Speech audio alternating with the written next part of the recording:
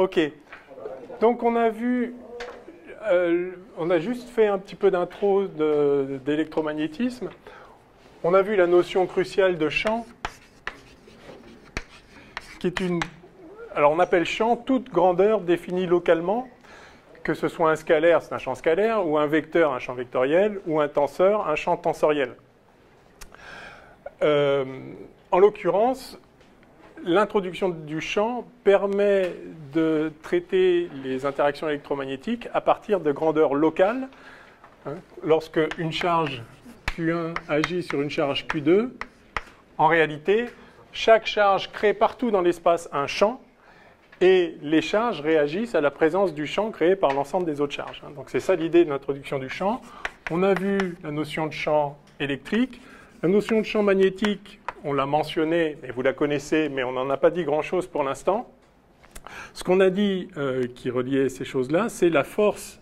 C'est que la force donc, qui s'exerce sur une charge Q à un endroit où, enfin, donc sur la charge Q qui se trouve à une certaine position où règne un champ E de R et B de R, R étant la position de la particule, la force donc s'écrit QE plus V vectoriel B.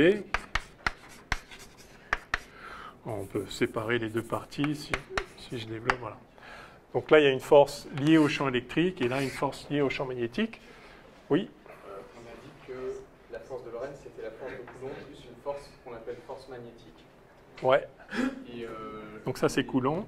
Les forces de la place, c'est un lien avec le magnétisme? Oui, c'est un lien, mais c'est la résultante des forces, de ces forces-là, sur un fil dans lequel passe un courant.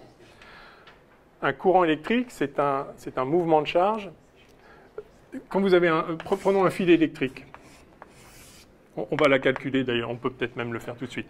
Vous avez un fil électrique dans lequel passe un courant I. Alors on a déjà exprimé... Vous aviez une question peut-être avant, non? C'est toujours plutôt plus judicieux d'appeler force électrique parce que la force de Coulomb, c'est celle Q1, Q2 sur 4 pi epsilon 0. Ok, ok. Je crois qu'on appelle ça aussi force de Coulomb. Mais en tout cas, force électrique, force magnétique, ça ne mange pas de pain.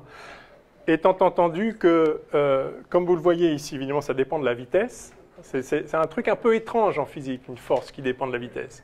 Parce que du coup, cette force qui dépend de la vitesse dépend du référentiel, puisque la vitesse dépend du référentiel. La vitesse par rapport à quoi?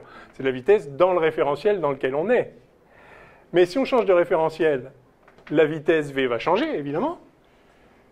Et pourtant, la force, c'est la force, elle est ce qu'elle est, elle ne doit pas changer. Alors ça veut dire que B va changer, et E vont changer. Et donc quand on va changer de référentiel, E et B vont se transformer. Donc vous voyez qu'il y aura des choses à dire sur les changements de référentiel par rapport à l'électromagnétisme. En tout cas, dans un référentiel, voilà comment s'exprime la force.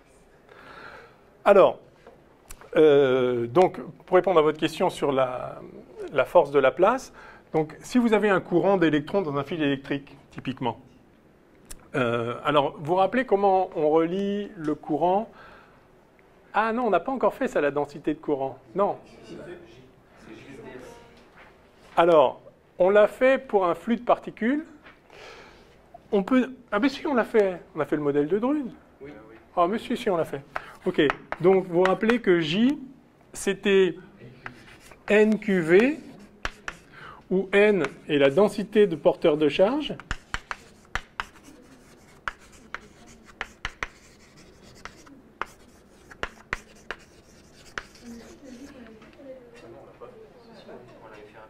On l'a fait, si, on a fait le modèle de Drude. Ah, en électrocinétique. En électrocinétique, ouais.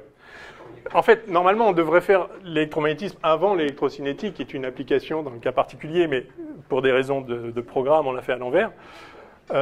Donc, on a introduit ça avec N, la densité de porteurs de charge, par mètre cube, Q, la charge des porteurs de charge. Donc, tout ça, en fait, c'est ce qu'on avait appelé, enfin, c'est ce qu'on a appelé la dernière fois, ρ, la densité de charge. Donc, je peux écrire J égale ρV, où ρ est donc la densité de charge.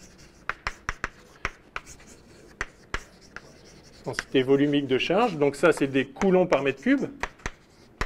Et V, la vitesse des porteurs de charge. Donc, dans ce modèle de Drude, toutes les charges, tous les porteurs de charge ont la même vitesse, etc. Sinon, il faut juste faire une somme sur, sur la distribution de vitesse.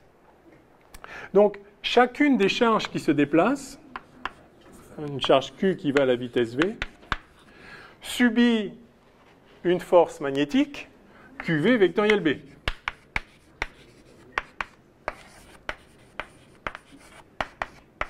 D'accord ? Et par conséquent, l'ensemble des charges qui se déplacent subissent la somme des forces que subit chacune des particules. Et donc, si on fait la somme sur tous les porteurs de charge là-dedans, sur une longueur L de fil, sur une longueur grand L de fil, la force totale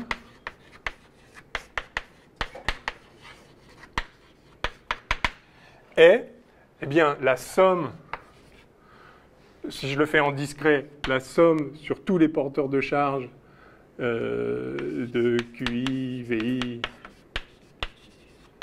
vectoriel B, et si je l'intègre avec une distribution continue de charge, ça va me donner, alors allons-y, ça va me donner la somme sur tout le volume.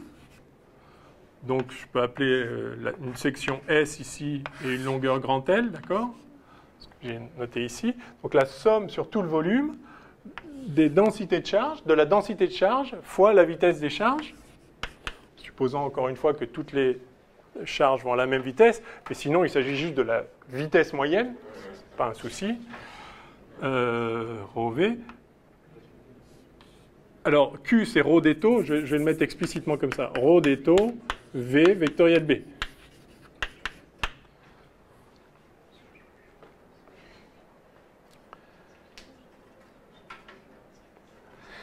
Et ça fait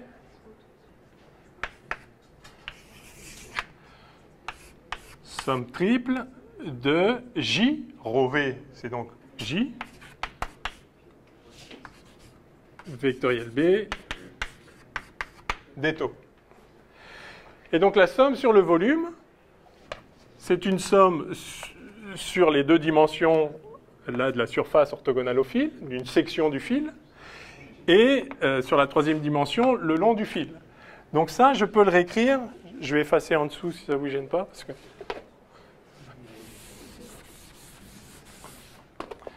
Ça fait en fait somme double de J scalaire ds. Ah, il faudrait... C'est tout. Bon. Je vais appeler ça petit u.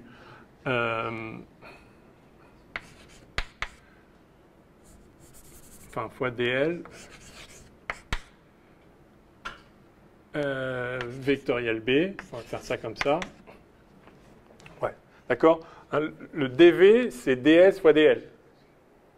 Un scalaire dl. Et donc ça fait somme de JDS sur la surface. Ça, c'est ce qu'on appelle l'intensité du courant. Et donc, on obtient... Ah, pardon, DL... on a, voilà. Somme le long de la longueur de DL, voilà, vectoriel B. Vous avez séparé l'intégrale, c'est ça? Oui. Je somme d'abord...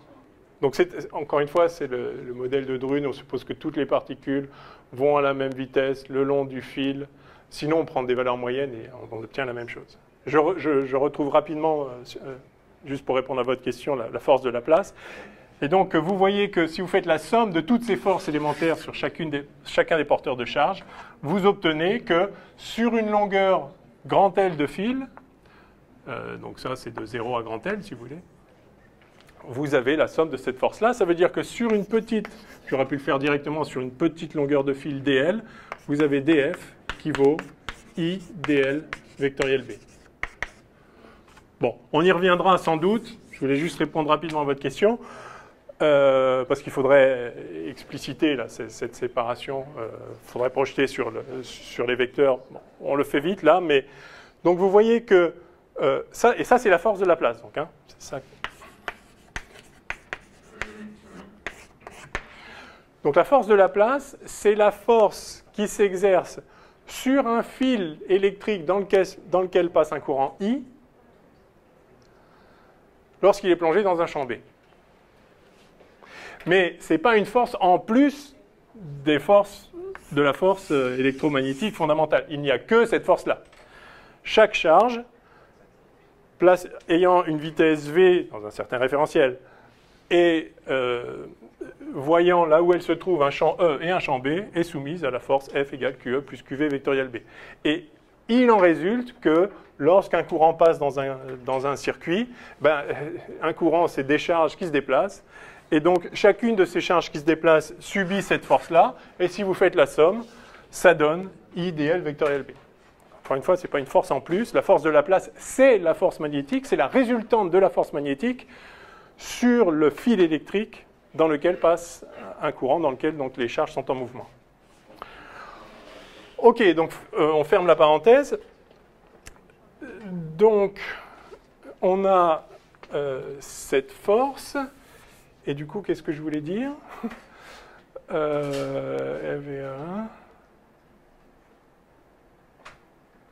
Qu'est-ce que je voulais dire bon, bref, c'est pas grave. On peut faire le replay. Oui, c'est ça. Ça va peut-être m'en revenir. Bon, c'est pas grave. On va continuer. Donc, on a exprimé le champ E comme étant donc causé par les charges. Et on a vu, pour une distribution continue de charge, donc pour une charge placée en 0, c'était Q sur 4pi epsilon 0 R2 UR. Pour une distribution de charge, ça va être une somme de toutes les contributions de chaque charge élémentaire. Donc, dans chaque petit volume d'étau, il y a une charge ρ d'étau. Donc, le champ, c'est ρ d'étau sur 4pi epsilon 0. Alors, la distance entre la position du petit volume d'étau et le point où on regarde, si j'appelle P la position du point considéré, du petit volume considéré, je vais avoir ici module de PM au carré, et là, UPM, où UPM est le vecteur unitaire qui part du point P et qui va vers M. OK? Que je peux réécrire encore sous une forme relativement condensée. Somme triple de ρ d'étau PM sur 4pi epsilon 0 PM cube. PM cube, c'est module de PM au cube. D'accord. OK? Donc un champ en 1 sur R2 par rapport à où R est la distance entre le point où on regarde le champ et la charge qui crée le champ, et on somme sur toutes les charges. OK, alors, donc ça c'est la version continue. Il arrive qu'on rencontre en électromagnétisme des situations où les charges ne sont pas distribuées dans un volume, mais plutôt sur une surface. Alors c'est toujours volumique, mais si les charges sont sur une surface qui a une épaisseur très petite devant les autres dimensions de la surface, on peut l'assimiler à une distribution purement surfacique, sans aucune épaisseur. Dans ce cas-là, qu'est-ce qui se passe? Ça revient à dire, donc si vous avez des charges sur un volume avec une certaine épaisseur epsilon, et puis ici L et grand L, avec epsilon qui est petit devant les autres. Cette formule s'applique toujours. Le champ en un point, c'est la somme de toutes les contributions de tous les petits volumes d'étau comme ceci. Ce que vous faites dans ces cas-là, c'est que vous allez intégrer sur l'épaisseur et vous allez faire intervenir la densité de surface des charges. Donc densité surfacique qu'on va noter ρS, S comme surface, qui va être en un point donné l'intégrale. Donc vous prenez une petite surface, un petit élément de surface, je vais changer de couleur, sur votre surface. Alors certes, en fait, c'est un volume. Cette surface correspond à un volume entier, mais si l'épaisseur est petite, et vous allez intégrer sur ce volume, et donc vous allez avoir somme de ρ, je vais appeler dH sur l'épaisseur ici, ou D, ouais, ou dH, de 0 à epsilon, et vous allez obtenir la densité surfacique, qui est donc combien il y a de charge par unité de surface. Donc là, je l'ai évidemment grossi. L'idée, c'est que vous avez une distribution volumique qui est en fait une distribution surfacique à l'échelle où on regarde. Par exemple, voilà, à la surface de ce cahier, il y a des charges. Et donc, vous regardez dans un petit élément de surface ds, ici, de la surface, quelle est la charge totale. Donc, ça devient une charge par unité de surface. Vous avez ici ρ, une densité volumique, une charge par unité de volume. Si vous l'intégrez sur une dimension spatiale, orthogonale à la surface, eh bien, vous avez une charge par unité de surface maintenant en coulombs par mètre carré. Et donc, lorsque vous avez une distribution surfacique de charge, vous allez pouvoir écrire le champ comme étant la somme de la charge que vous avez sur un petit élément de surface. Du coup, ça va être ρs ds. Hein. Par définition, la charge sur une surface ds, c'est ρs ds, charge par unité de surface fois la surface. À nouveau, fois Pm sur 4pi epsilon 0, Pm cube.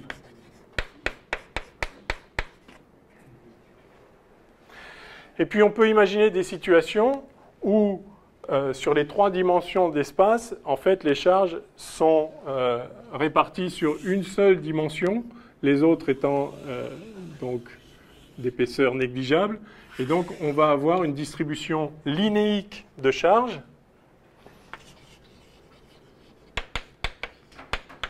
Donc là, c'est la même chose. Vous intégrez sur une autre dimension.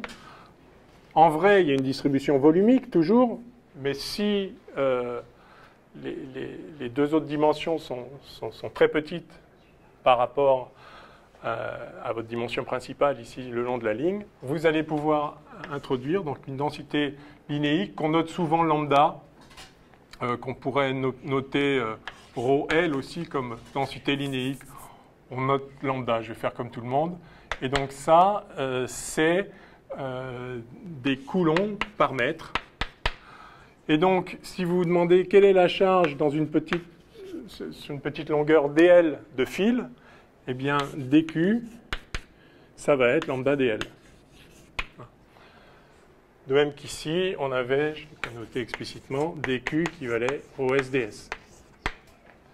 Et en volumique, on a dq qui vaut ρ d taux. Voilà. Donc à chaque fois, c'est la charge sur 4pi epsilon 0 fois 1 sur R2 avec le vecteur dans la bonne direction. OK, donc on y est.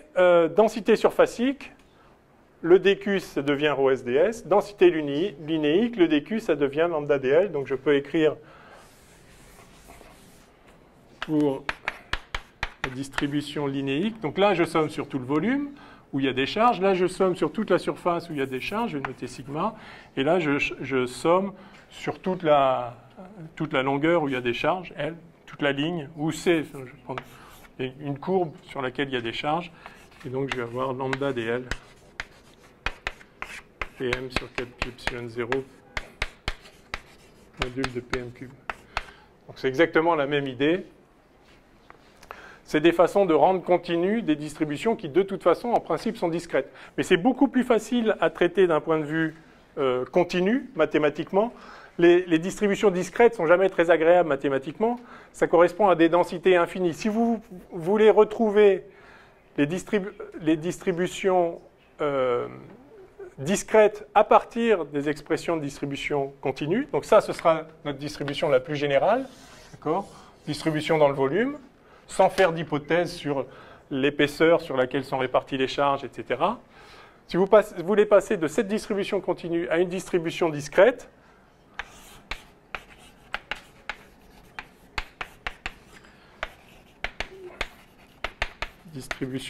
qu'est-ce que vous faites? Eh bien, vous dites que ρ, la densité volumique de charge, ρ de R, c'est une somme sur I dQi delta de R moins RI. Où delta est la fonction de Dirac, ici. Hein.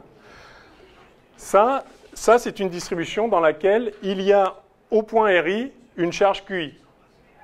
Et donc, si vous avez plein de charges, Q1, Q2, Q3, Qn en R1, R2, R3, Rn, cette distribution qui est discrète, vous pouvez la traiter comme une distribution continue en introduisant cette fonction de Dirac. Alors, comme je disais, ce n'est pas toujours très pratique d'utiliser des fonctions de Dirac en mathématiques. Ce n'est pas compliqué non plus, mais disons, l'avantage de la description continue, c'est que d'abord, on ne s'intéresse pas aux détails microscopiques de ce qui se passe, puis de toute façon, on est à l'échelle mésoscopique où on a toujours une moyenne de densité de charge.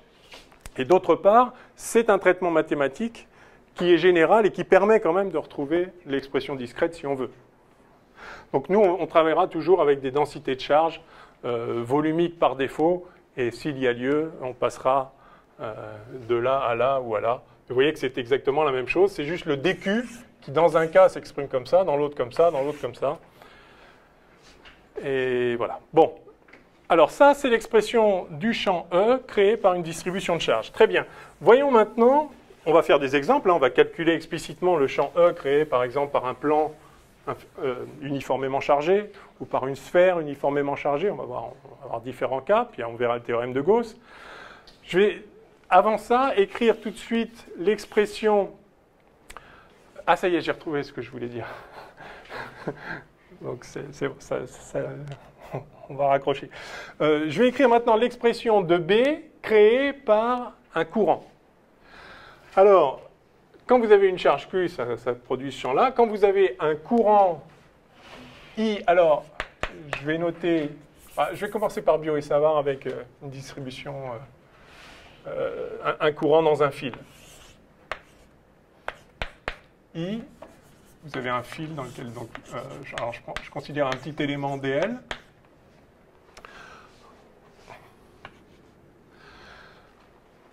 Donc j'ai un circuit dans lequel passe un courant. Voilà. Le courant elle-même en tout point du circuit, c'est I. Quel est le champ B créé par ce courant? Eh bien, ça s'exprime comme ça. Somme de... Alors, il y a une symétrie assez nette, donc enfin, je l'écris I dl vectoriel B sur mu 0 I divisé par 4pi, et on va mettre aussi Pm au carré.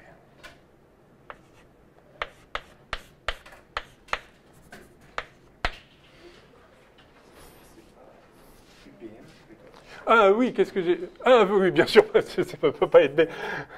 Donc, c'est UPM ici, et donc je vais mettre directement PM et Q, bien sûr. Oui. Ça, c'est Biot et Savart. Voilà, ça, c'est la loi de Biot et Savart.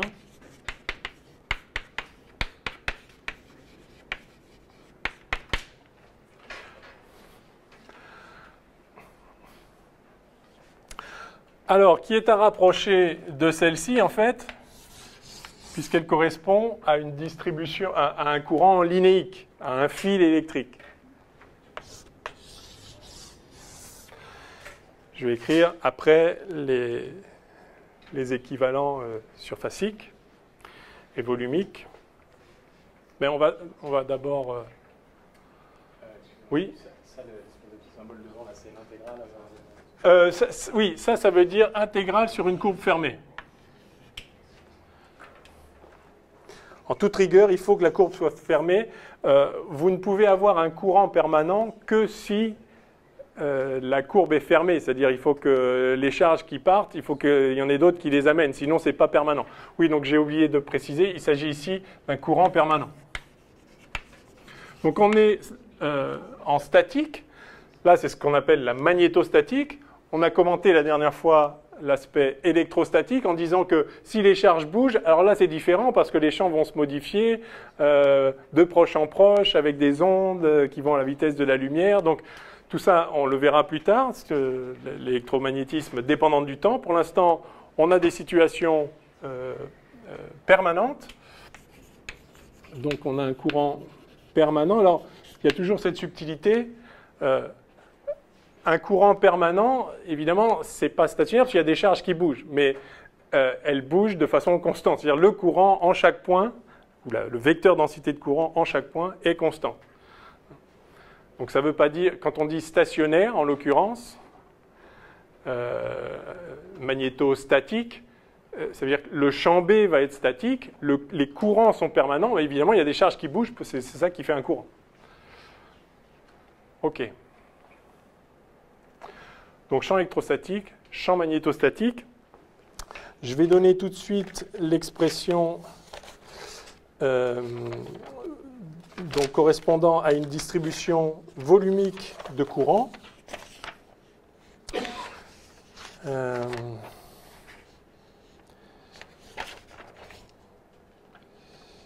Non.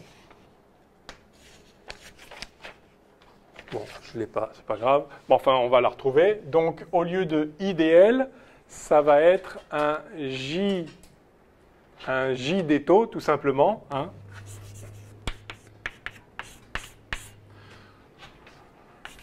mu0 J d'étau vectoriel B. Pareil, hein, sur 4pi. Ah, vectoriel B, décidément, j'insiste. Vectoriel PM divisé par PM cube. Et puis, donc ça, c'est pour une densité volumique de courant.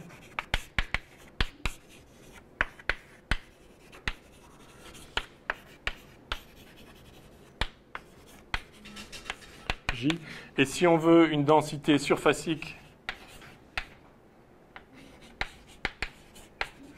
de courant, JS, eh bien, on va avoir B qui va être la somme sur toute la surface, donc là c'était sur tout le volume, de mu0 JS TS vectoriel PM sur PM cube. Donc vous voyez, c'est la même idée.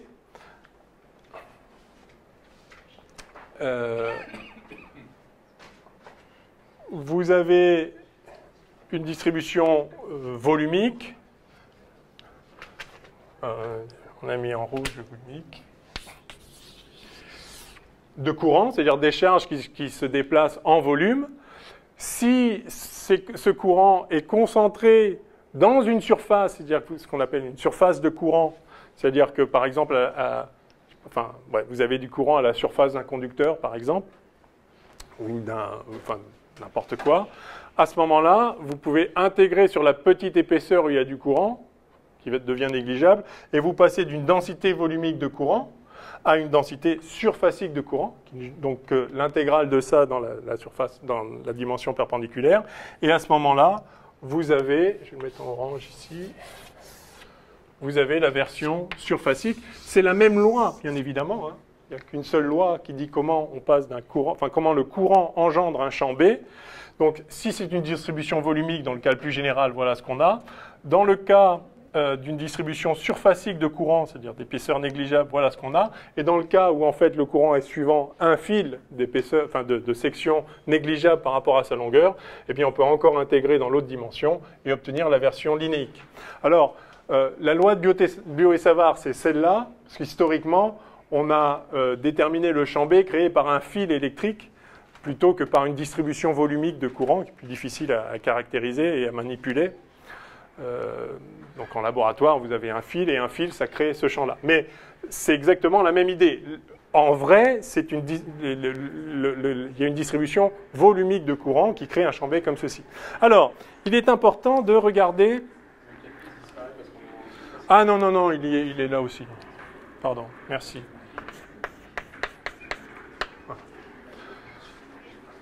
Donc, il est important de bien comprendre les analogies et les différences entre E et B. Et donc, on va les expliciter de façon un peu synthétique. Vous voyez que les lois se ressemblent beaucoup. La source du champ E, c'est les charges. La source du champ B, c'est le mouvement des charges, c'est-à-dire les courants. Ça, c'est une première chose à bien comprendre. Les charges créent un champ E, les courants créent un champ B.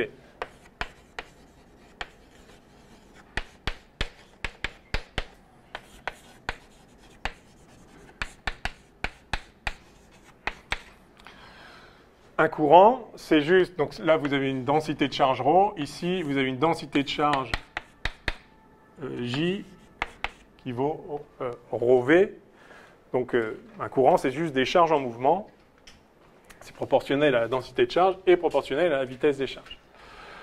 Ensuite, vous voyez que lorsque vous avez une source de votre champ quelque part, la valeur du champ en norme, elle est en 1 sur R2 par rapport enfin, où R est la distance entre le point où vous regardez et la source. Donc, décroissance des contributions individuelles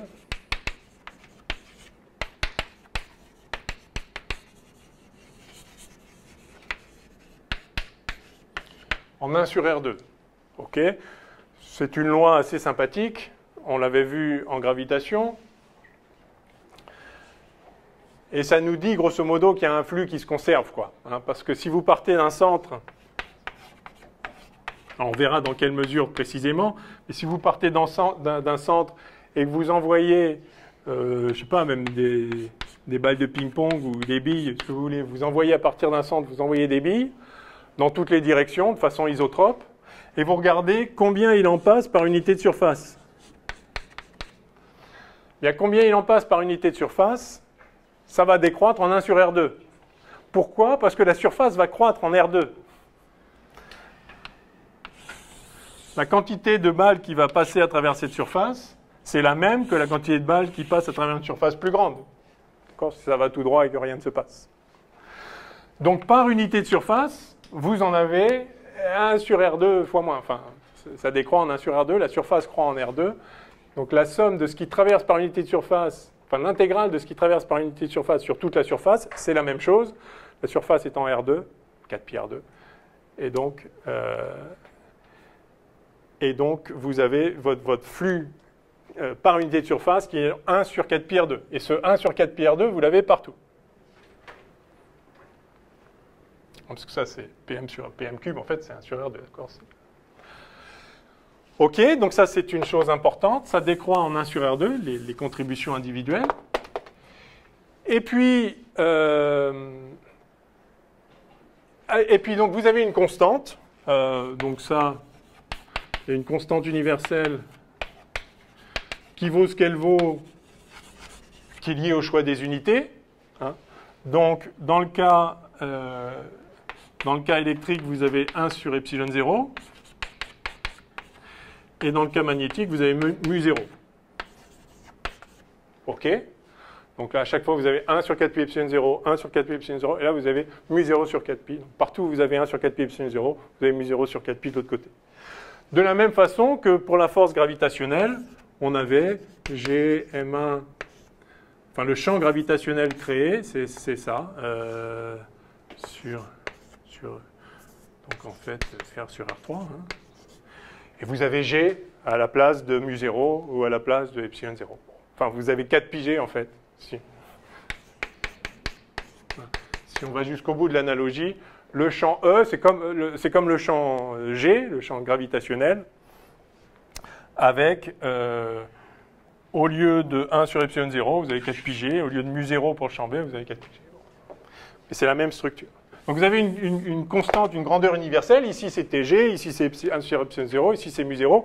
Ça c'est juste des grandeurs qui fixent la valeur des unités. Si vous changez l'unité, pour Q, si vous multipliez par 10 la valeur numérique des charges, il faut diviser par 10, enfin non, il faut multiplier aussi par 10 epsilon 0. Donc la valeur numérique de ces grandeurs ne dit rien d'autre que quelle unité vous avez choisie. Bon, donc elles sont là parce qu'on a choisi des unités. Très bien, il ne faut juste pas oublier lesquelles c'est. Voilà, et alors l'autre chose importante, et c'était ça le point clé, c'est que vous avez E qui est donc dirigé suivant UPM, ici.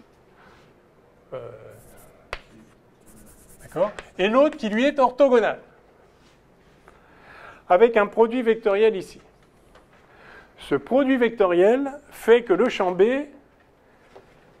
n'est pas un vecteur, mais un pseudo-vecteur, un vecteur axial.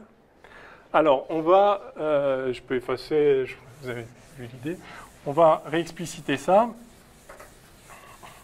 Et ce produit vectoriel qu'on a pour le champ B, on l'a aussi dans l'expression de la force. C'était ça.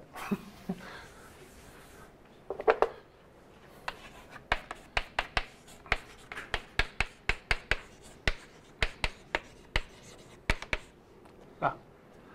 Ça, c'est ultra important, ça. C'est le même que celui-là. Enfin, en tout cas, il est lié. Donc, en gros, E est relié aux charges de la même façon que B est relié au courant,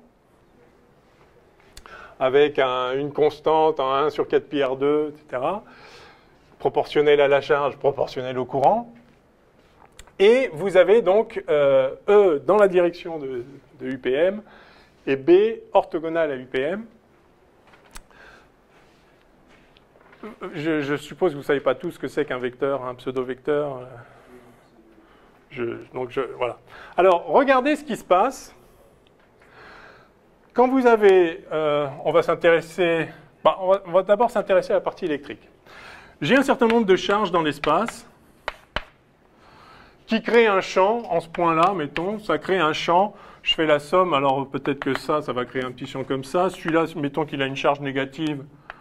Il va créer un champ comme ça. Lui, il a une charge positive, mais beaucoup plus grande. Ça va créer un champ comme ça, pardon. Et puis lui, il a une charge nulle et ça ne crée pas de champ. Voilà. Bon. Donc ça résulte en un champ global.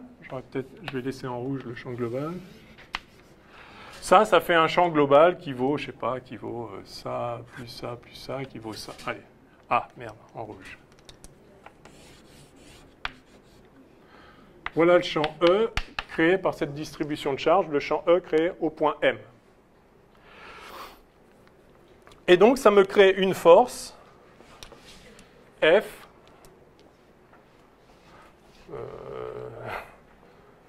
une force F qui vaut QE, comme ça. Supposons maintenant que j'ai une distribution de charge qui soit symétrique. La même vue dans un miroir, par exemple. Je vais mettre un miroir comme ça, là. Je vais effacer ça, on le remettra après, s'il y a besoin. Je regarde la même distribution de charge dans un miroir. Donc celle-là est là. La verte est là. La blanche qui ne sert à rien parce que la charge est nulle, elle est là. Et celle-ci, elle est là. Non, je suis perdu. Oui, là. Voilà.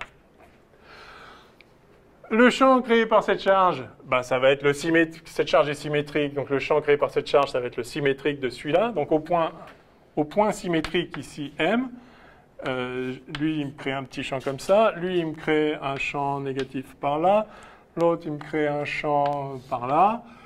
Évidemment, si je fais la somme des symétriques de chacun des champs, je vais avoir le symétrique de la somme du champ.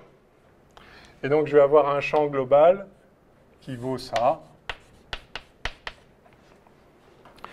Et une force globale qui vaut ça. Je pourrais mettre des primes partout. Okay. Donc ça, c'est le symétrique de la force F, parce que le champ, c'était le symétrique du champ E. E', c'est le symétrique. Je prends une distribution symétrique de charge, j'ai le champ symétrique. D'accord. Faisons pareil avec le champ B maintenant. Donc ça, c'est un vrai vecteur. Si vous prenez le symétrique, vous obtenez le symétrique. Enfin, si vous prenez... Donc, le champ E est créé par une distribution de charge. Si vous prenez une distribution symétrique de charge, vous obtenez un champ symétrique. Par la même symétrie. J'ai pris une symétrie par rapport à un plan. Si je prends une symétrie par rapport à un point, j'aurai le champ sera le symétrique par rapport à ce point-là du champ initial. Bref. Donc j'ai des propriétés de symétrie très sympathiques, qui sont les propriétés de symétrie d'un vecteur. Et pour le champ B, on va voir qu'il n'en est rien. Enfin, pas tout à fait rien. Mais que ça ne se passe pas comme ça. ça ne se passe pas comme ça parce que donc, vous avez... donc ce qui crée le champ B, c'est des distributions de courant.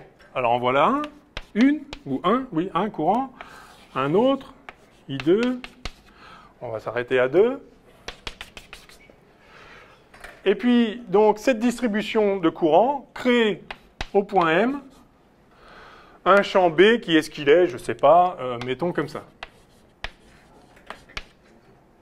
Et en ce point M, il y a une certaine vitesse. C'est-à-dire la charge Q ici va à la vitesse V comme ça. Quelle est la force qui s'exerce sur cette charge? Eh bien, QV vectoriel B. V vectoriel B, si les deux sont dans le plan, là, je vais avoir QV vectoriel B qui rentre dans le tableau si Q est positif.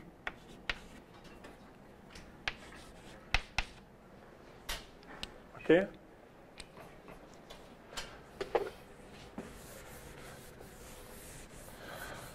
Maintenant, je regarde ça dans un miroir, ou si vous voulez, je prends la distribution symétrique.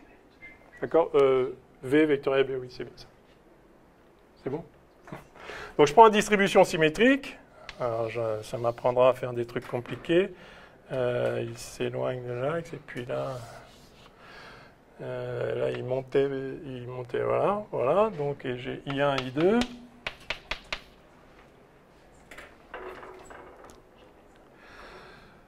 Et puis, je regarde au point symétrique ce qui se passe. Alors, si je regarde dans un miroir, évidemment, V symétriquement, ça veut dire que la vitesse V elle va comme ça. Et la force elle doit être symétrique aussi. D'accord? C'est-à-dire, si je regarde dans un... Enfin, si le corps il est poussé par là, je regarde dans un miroir, il est poussé par là-bas aussi, d'accord?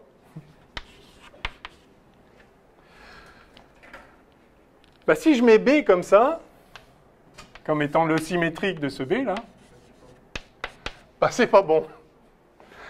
Parce que QV vectoriel B, V vectoriel B', ça ferait F par là.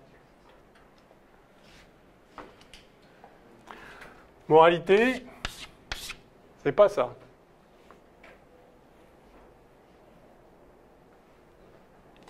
En fait, c'est ça.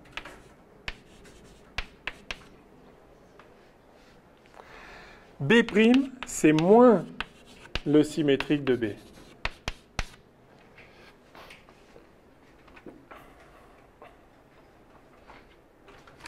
C'est un peu troublant.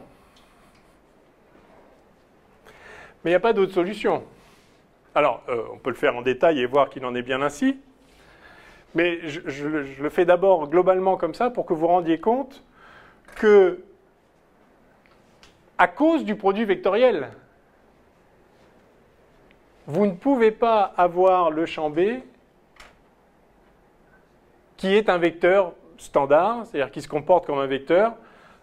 C'est-à-dire si vous faites une symétrie, vous obtenez son symétrique. Si vous regardez le champ B dans un miroir, vous ne trouvez pas B, vous ne trouvez pas le symétrique de B, vous trouvez moins le symétrique de B. Alors, c'est sans doute un peu troublant. Ouais. Est-ce qu'il y a toujours une force associée à un pseudo-vecteur? Pas forcément. Non, alors, justement, le point clé, c'est que les forces sont des vrais vecteurs. Parce qu'encore une fois, si le corps il est ici et qu'il dévie vers l'arrière, si je le regarde dans un miroir, je vais le voir dévier vers l'arrière. Je regarde le même dans un miroir, hein, moi je fais rien. D'accord? Donc la force qui induit un déplacement dans l'espace physique, ça doit être un vrai vecteur. Quand je le regarde dans un miroir, je dois trouver son symétrique.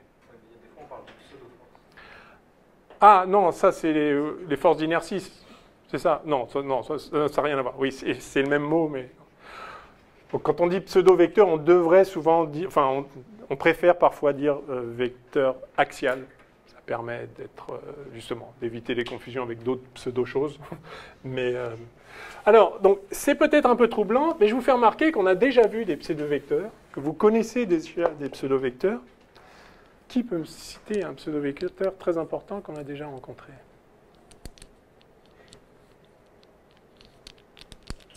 Le moment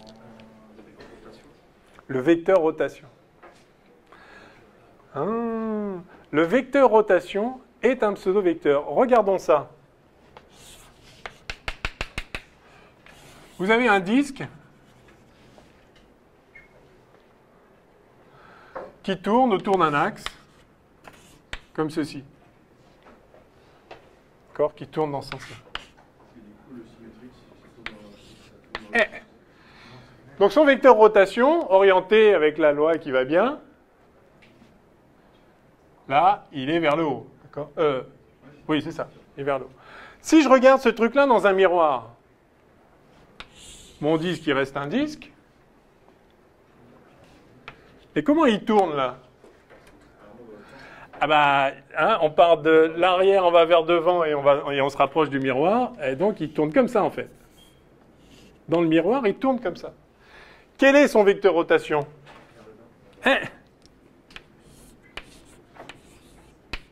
Voilà le oméga prime. Donc, on dit le vecteur rotation. Non, le pseudo-vecteur rotation. Quand on le regarde dans un miroir, le vecteur rotation se retrouve égal à moins son symétrique. Prenons un cas, donc là j'avais un vecteur rotation parallèle au miroir. Si je prends, juste pour voir, le cas d'un vecteur rotation orienté vers le miroir, donc c'est-à-dire que ça tourne comme ça, d'accord? Je le regarde dans le miroir, donc là, on est d'accord que ça c'est le devant. Et là-bas, c'est l'arrière. Donc là, ça va être lui qui est devant et ça qui est derrière. Donc si ça tourne comme ça, voilà, là, ça tourne comme ça. Et donc là, j'avais oméga comme ça. Où est oméga prime?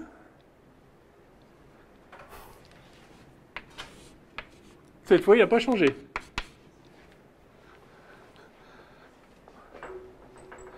Bah oui, le truc qui tourne comme ça, dans le miroir, il tourne aussi pareil.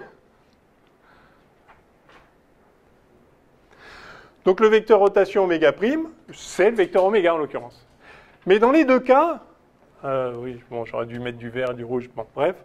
Dans les deux cas, en fait, vous voyez que oméga prime, c'est moins son symétrique. Son symétrique, ça devrait être ça. Ben justement, c'est moins lui. Et lui, son symétrique, ça devrait être ça. Ben justement, c'est moins lui. Donc, maintenant, si vous avez un vecteur rotation orienté de façon quelconque, sa composante parallèle, elle se retrouve en moins lui. Sa composante orthogonale, elle se retrouve en moins lui. Donc, globalement, il se retrouve en moins lui. Donc, quand vous avez un vecteur rotation quelconque, quand vous le regardez dans un miroir, eh bien, au lieu d'être son symétrique, il est moins son symétrique. Donc ça, c'est non. Il est là. Voilà.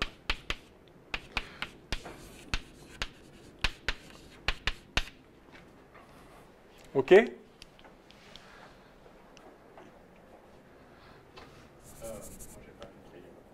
Bon. Celle-là? Celle-là, celle du haut. Donc, Pourquoi c'est orienté vers le bas? bah, donc, vous avez un disque qui tourne comme ça. Son vecteur rotation, il est vers le haut.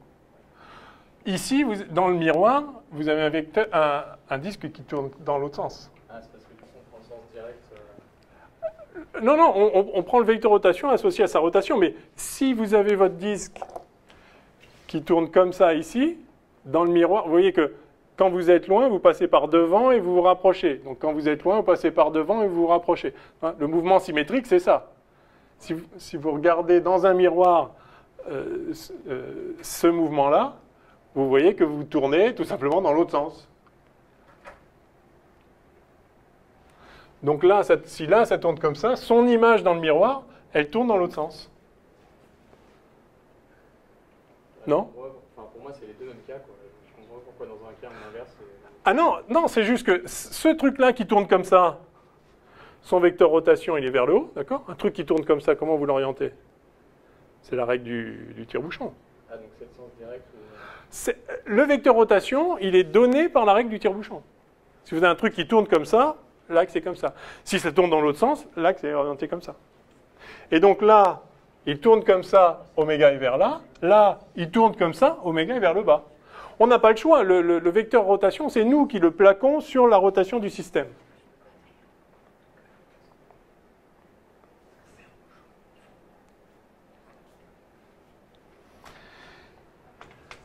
Donc oméga est un pseudo-vecteur, un vecteur axial, comme on dit, qui ne se transforme pas en son symétrique par une symétrie plane, mais pas en moins son symétrique. Et le produit vectoriel n'y est pas pour rien, parce que d'où vient cette convention d'orienter oméga avec la règle des 3 doigts? Vous savez bien que c'est la règle des 3 doigts, enfin des 3 doigts ou du tire-bouchon, ou des 3 doigts de la main droite et pas de la main gauche. Justement, on a ce problème de symétrie.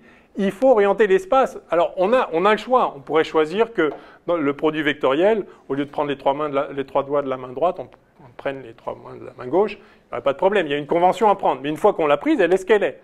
Comment vous obtenez la vitesse à partir de oméga? C'est quoi le champ de vitesse de rotation du solide? Le voilà. V égale oméga vectoriel R. Tiens, comme c'est bizarre. Il y a justement ce produit vectoriel ici. R est un vrai vecteur. Si vous regardez dans un miroir un vecteur qui pointe par là, bah, il est égal à son symétrique. V aussi, si la vitesse va par là, dans le miroir, la vitesse est son symétrique. Ça, c'est un vrai vecteur. Ça, c'est un vrai vecteur. Mais vous avez un produit vectoriel qui, lorsque vous le regardez dans un miroir, si vous faites le symétrique, la main droite devient la main gauche, donc c'est plus bon. Donc à chaque fois que vous avez un produit vectoriel, vous transformez la main droite en la main gauche, donc dans un miroir, il se transforme en moins lui-même. Puisque A vectoriel B, c'est moins B vectoriel A. C'est de la main droite à la main gauche. Ça veut dire que le truc qui vient prendre le produit vectoriel là, pour que ça soit un vrai vecteur, sachant que ça c'en est un, il faut que lui soit un vecteur, justement, pseudo-axial. Il faut que lui se prenne un signe moins, parce que lui, il va en donner un. D'accord? Donc oméga n'est pas un vrai vecteur. Par contre, V et R en sont. Yes? De même le... Ouais, allez-y. Non, j'allais juste dire, de même, le moment cinétique, qui est lié à ça, qui est I oméga, dans le cas d'un corps symétrique, est un pseudo-vecteur. Le moment d'une force, c'est un pseudo-vecteur. C'est quoi le moment d'une force? Le moment au point O de la force F. Si le F s'applique au point A, eh bien c'est OA vectoriel F. La force, c'est un vrai vecteur. OA, c'est un rayon, c'est un vrai vecteur. Le produit vectoriel le transforme en pseudo-vecteur. Et si vous regardez le moment d'une force dans un miroir, vous allez voir qu'elle n'est pas son symétrique, qu'elle est moins son symétrique. Encore une fois, parce que la droite est devenue la gauche. D'accord. Donc, cette propriété, dont je sais par expérience qu'elle trouble beaucoup et qu'elle conduit à des problèmes soit conceptuels, soit en tout cas des erreurs factuelles dans les calculs, cette propriété ne doit pas vous troubler plus que ça. Elle est liée à la présence du produit vectoriel. À chaque fois que vous avez un produit vectoriel, quand vous regardez une situation symétrique, évidemment, le produit vectoriel se transforme en moins lui-même. Le produit vectoriel de 2 symétriques, c'est moins le symétrique du produit vectoriel. Alors, en l'occurrence, on a donc F qui vaut QV vectoriel B. V est un vrai vecteur, F est un vrai vecteur, B doit être un pseudo-vecteur. Et il l'est. Et comment on voit qu'il l'est? Dans son expression de Biot et Savart, mu0 sur 4pi I dl vectoriel PM sur PM cube, là, eh bien, vous l'avez ici. dl, un élément de longueur le long du fil. Bien sûr, c'est un vrai vecteur. S'il va par là, dans le miroir, il se transforme en sens symétrique. PM, c'est un vecteur d'espace. Bien sûr c'est un vrai vecteur. Ces deux-là sont des vrais vecteurs. Le produit vectoriel de deux vrais vecteurs est un pseudo-vecteur. Puisque si vous le regardez dans le miroir, le produit vectoriel, il se transformera en moins ce qui doit se transformer, puisque main droite deviendra main gauche. Donc, ça se lit sur cette expression que c'est un pseudo-vecteur, mais ça ne pouvait pas être autre chose qu'un pseudo-vecteur, puisqu'il entre dans l'expression de la force via un produit vectoriel. Ça, c'est un vrai, ça, c'est un vrai, lui doit être un faux. Et de fait, lui est un vrai, donc lui est un faux. Quand je dis faux, je veux dire, c'est pas... oui, ça ne se transforme pas n'importe comment. C'est très exactement l'opposé du symétrique. C'est pas n'importe quoi, d'accord? C'est juste pas le symétrique, c'est moins le symétrique. Ok? Oui? Non, non, il n'y a pas de problème. Non? Si on incline celui-là doucement dans cette position-là, Ouais. on incline l'autre doucement dans cette position-là, on est dans la position du dessous. Pourquoi est-ce que... Ah ben parce que quand vous inclinez celui-là comme ça, lui, vous croyez qu'il va venir comme ça? Non, non, lui, il s'éloigne. Regardez la position intermédiaire, je l'ai faite en fait, c'est la verte. C'est ça qui est troublant. Quand vous inclinez lui comme ça, lui, vous le rapprochez, ici, vous l'éloignez. C'est un peu troublant. Vous voyez le truc?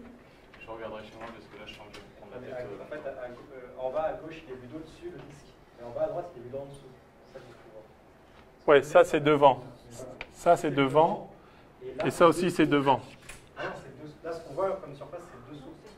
Oui, enfin là c'est la partie gauche, là c'est la partie droite. Ça c'est devant. Si c'était un vinyle, Ouais. à gauche, là, on verrait le dessus du vinyle, la face A. Ouais. À droite, on verrait le dessous, la face B. Ah non, on verrait la face A à l'envers. Justement. On verrait la face A et la face A. On verra la face A, on verrait la face A dans... Tu vois comme ça. Pour moi, il tourne dans le même sens. Pour qu'il tourne dans le même sens, Ah non, il ne tourne pas dans le même sens. il tourne pas dans le même sens. Enfin si, vous avez raison, il tourne dans le même sens. S'il tourne dans le même Mais sens, justement. alors, le disque, il ne change pas. Non mais si, c'est juste une question de point de vue. Oui, d'accord. Enfin, non mais c'est juste une question de perspective. Mais moi, je le comprends comme ça. Bon. Ok. Vraiment, ça va. Non, j'ai pas l'impression. Ok. Bon. Ouais, allez-y. Il y a un peu rien à voir, mais dans le CAPES, vous aviez demandé la définition du vecteur rotation. Ouais. Et moi, j'avais dit que c'était du coup un vecteur qui reflétait le mouvement d'un objet par rapport à un axe. Et vous m'avez dit non, et vous avez barré ma réponse. Et du coup, je voulais savoir c'était quoi la réponse attendue. Eh bien, la réponse attendue, donc c'est le vecteur qui a pour norme la vitesse angulaire et pour direction l'axe de rotation et pour sens la convention du tire-bouchon. Ouais, parce que c'est vraiment ça qu'il définit. C'est-à-dire la convention du tire-bouchon est dans la définition parce qu'on voit bien qu'on a le choix. Je pourrais décider l'inverse. Il y a une convention dire qu'un truc qui tourne comme ça, je l'oriente par là, c'est une convention, j'aurais pu choisir l'autre. Simplement, il faut s'y tenir partout. Donc, on a choisi une convention, celle qui correspond à un produit vectoriel avec la main droite, et donc ça donne un tire-bouchon standard.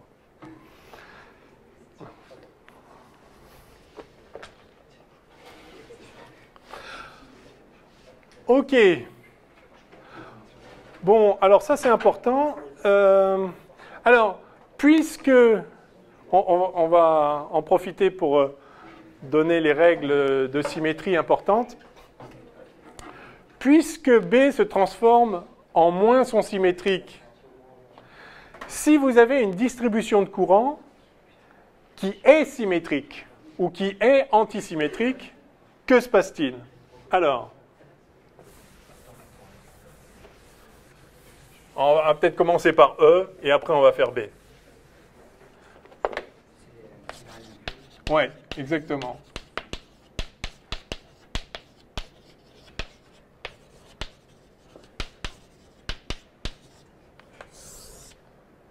Règle de Curie.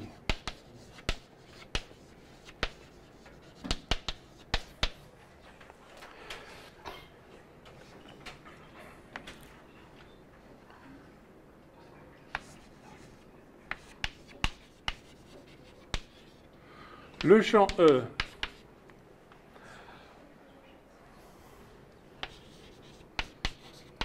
en un point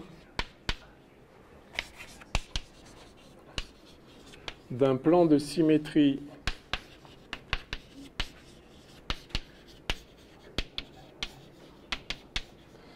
de la distribution de charge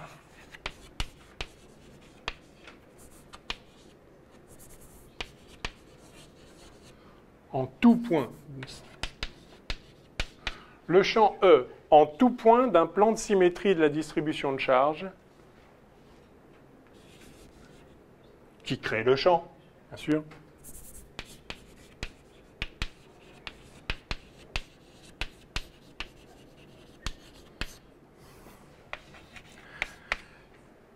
Et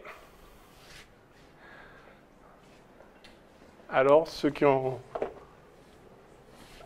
des souvenirs, il est comment le champ E dans un plan de symétrie?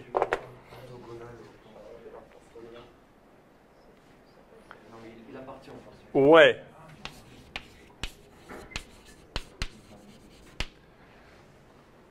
Et dans le plan,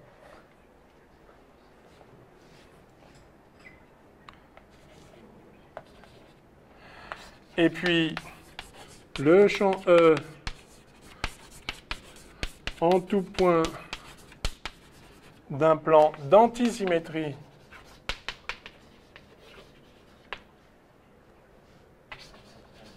de la distribution de charge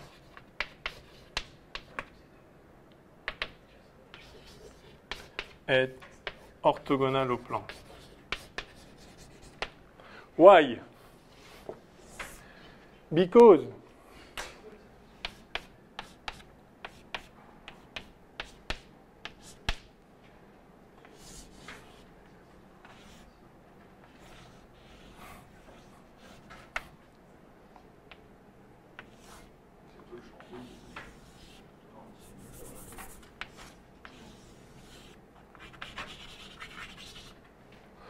voilà une distribution de charge.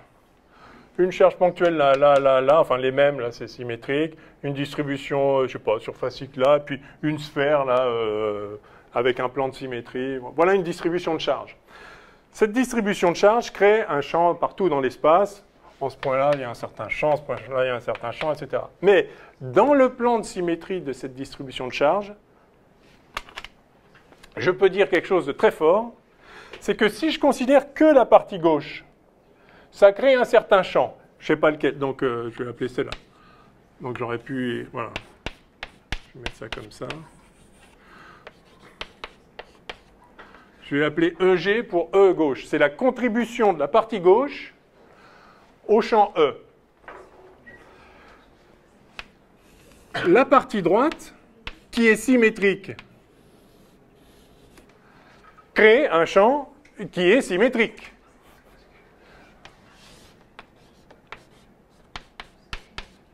Puisque E est un vrai vecteur. Je comprends pas. Il y a des charges, il y a un circuit. Non, non, non, c'est une distribution de charge, ça, pardon. C'est des charges, oui, enfin, il n'y a pas de courant, c'est juste des charges.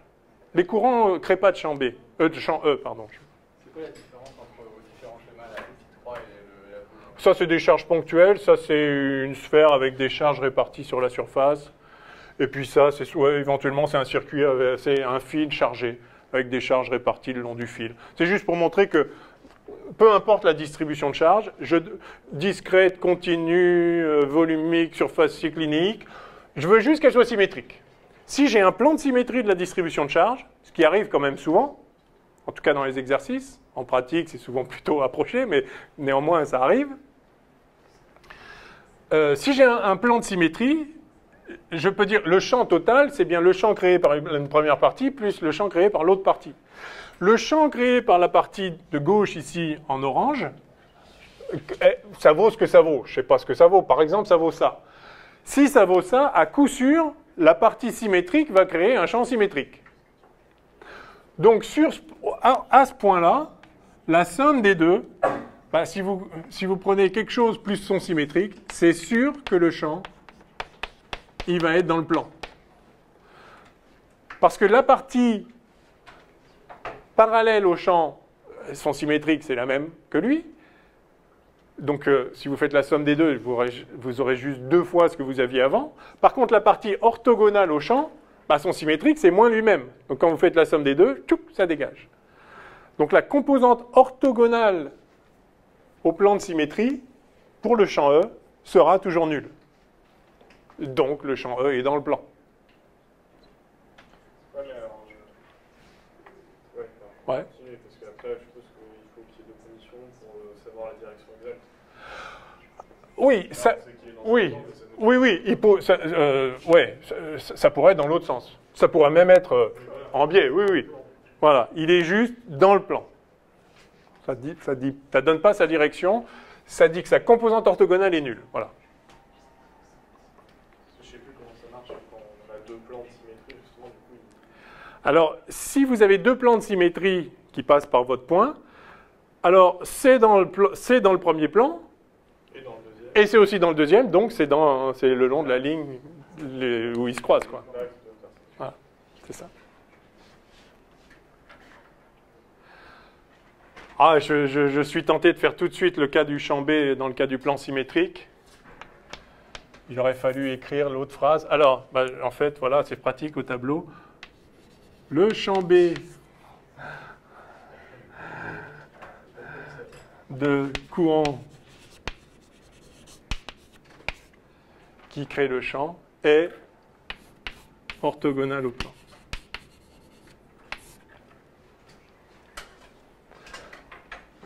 En tout point d'un plan de symétrie de la distribution de courant, ce sont les courants qui créent le champ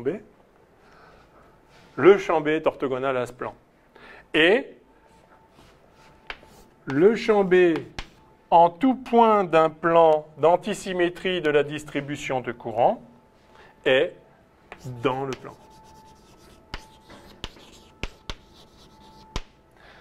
Si vous avez un plan de symétrie, le champ E n'a pas de composante orthogonale et le champ B est orthogonal. Si vous avez un plan d'antisymétrie, le champ E est orthogonal et le champ B n'a pas de composante orthogonale. Alors je vais faire tout de suite le dessin ici pour le cas du champ B. Donc cette fois j'ai une distribution de courant. Qui est-ce qu'elle est? Ah mince, à chaque fois je fais des trucs compliqués, du coup j'ai du mal avec le symétrique. Oui bon, enfin bref. Donc mettons que lui vient par là, donc le symétrique il vient dans l'autre sens. Après j'ai un fil comme ça, ou j'ai un fil, tiens, voilà, un fil qui fait comme ça. Du coup là j'ai un fil qui fait comme ça. Voilà.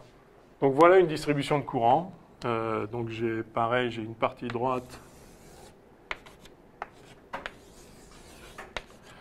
et une partie gauche.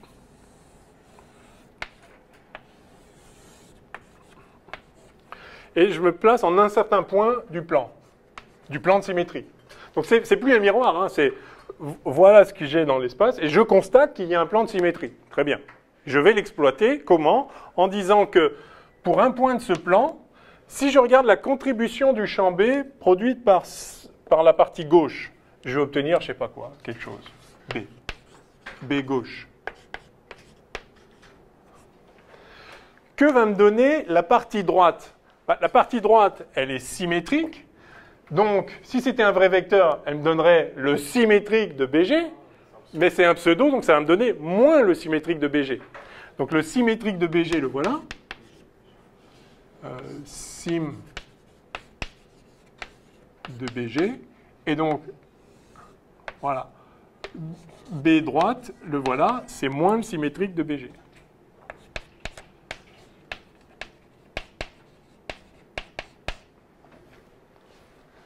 C'est fort.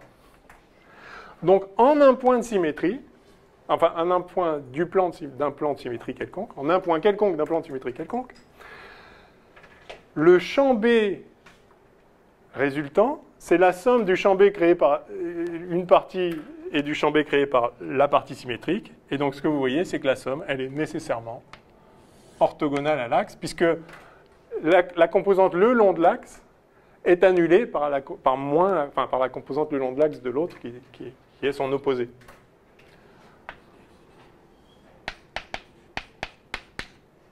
Yes? Vous voyez que c'est très fort parce que du coup, la distribution elle peut être super complexe ici.